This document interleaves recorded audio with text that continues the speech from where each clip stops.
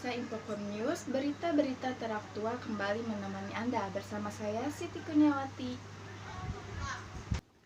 Satgas Penanganan COVID-19 meminta Provinsi DKI Jakarta mengevaluasi penerapan sistem ganjil genap yang menyebabkan lonjakan angka transportasi umum di ibu kota. Hal ini menuai polemik di kalangan masyarakat. Pemerintah Provinsi DKI Jakarta menerapkan kebijakan ganjil genap di tengah pembatasan sosial berskala besar transisi. Namun kebijakan ini mendapat kritik dari juru bicara Satuan Tugas Penanganan COVID-19, Wiku Adi Sasmito. Wiko menyatakan pembatasan kendaraan bermotor lewat kebijakan ganjil genap harus dievaluasi.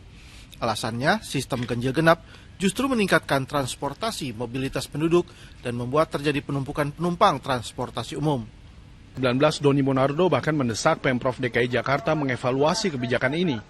Hal ini mengacu pada data peningkatan jumlah penumpang angkutan umum seperti KRL dan bus Transjakarta hingga 12%. Meningkatnya jumlah penumpang angkutan umum juga mengerek naik angka positif COVID-19 di Jakarta. Namun Pemprov DKI Jakarta tetap akan memberlakukan sistem transportasi ganjil genap sesuai dengan yang berlaku saat ini. Menurut Kepala Dinas Perhubungan DKI Jakarta, kenaikan jumlah penumpang angkutan umum masih aman dan tidak berpotensi menyebabkan penularan COVID-19. Dari desa miskin dan tertinggal sebuah desa di Gresik, Jawa Timur, kini bangkit di tengah wabah COVID-19. Dari desa miliarder, tidak hanya mampu mengentas kemiskinan dan pengangguran, desa Sekapuk mampu meraup pendapatan, desa lebih dari 4 miliar rupiah, pembelian mobil mewah, pendapatan desa juga viral di media sosial. Desa miliarder jadi buah bibir. Apalagi saat kepala desanya yang nyentrik berkeliling menggunakan mobil operasional cukup mewah dan viral di media sosial. Selama ini belum pernah ada kepala desa di Kabupaten Gresik naik mobil operasional setingkat Gubernur Jawa Timur. Pemerintah Desa Sekapuk juga membeli 3 mobil operasional lainnya, serta mobil ambulans standar COVID-19. Kelima mobil itu dibeli dari dana Pemdes, hasil dari wisata, serta jual beli makanan ringan di stan yang ada di daerah wisata Setigi Sekapuk. Padahal 3 tahun lalu Desa Sekapuk tercatat sebagai desa termiskin dan tertinggal di Kabupaten Gresik.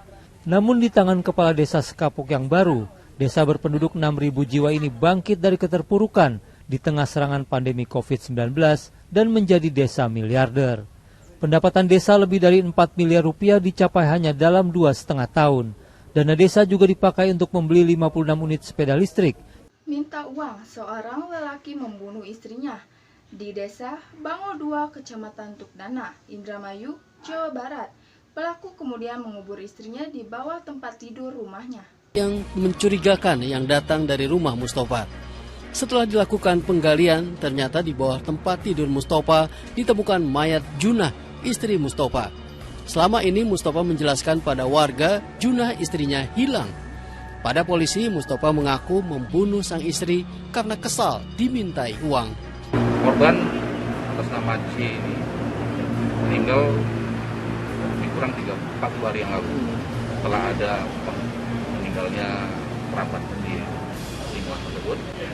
Yang bersangkutan juga meninggal karena dicekik oleh korban, oleh pelaku. Dicekik oleh pelaku karena korban minta uang, sementara pelaku tidak punya uang. Jadi dicekik, pingsan. Setelah pingsan, dia tinggal 3 hari oleh pelaku atau suaminya. Begitu balik di rumah, didapatin korban sudah membusuk. Akhirnya pelaku panik. Banjir di Komplek Binaraga Rawajati, Jakarta Selatan. Ratusan rumah warga sudah terendam banjir hingga ketinggian 3-5 meter. Lokasi banjir ini. Dari informasi yang kami dapatkan ada sekitar 800 warga di tempat ini yang terkena dampak dari banjir dan tadi sudah disediakan perahu karet untuk mengevakuasi dan juga untuk mobilisasi warga. Beberapa warga yang memutuskan untuk dievakuasi, maksud kami, sudah mulai mengungsi ke puskesmas dan juga posko banjir. Namun ada beberapa warga yang memilih untuk tetap tinggal di rumah mereka masing-masing. Sebagian besar dari mereka tinggal di lantai 2 dari rumah dan memutuskan untuk tidak mengungsi.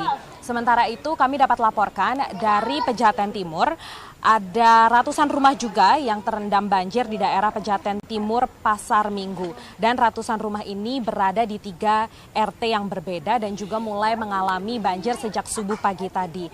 Selain itu di Kebon Baru Tebet, evakuasi dilakukan dengan menyisiri tali yang dipasang di jalan yang terendam. Dan tentu ini merupakan salah satu cara untuk dapat mengevakuasi warga dan memindahkan mereka ke pengungsian-pengungsian terdekat sehingga tidak terjebak di dalam rumah.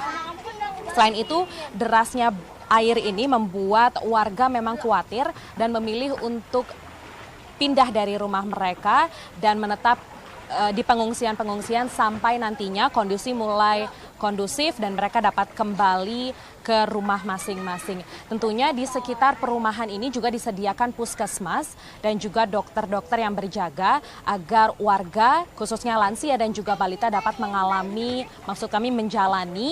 perawatan dan juga tetap terjaga kesehatannya. Sekian dari saya, Siti Kurniawati. Terima kasih dan sampai jumpa.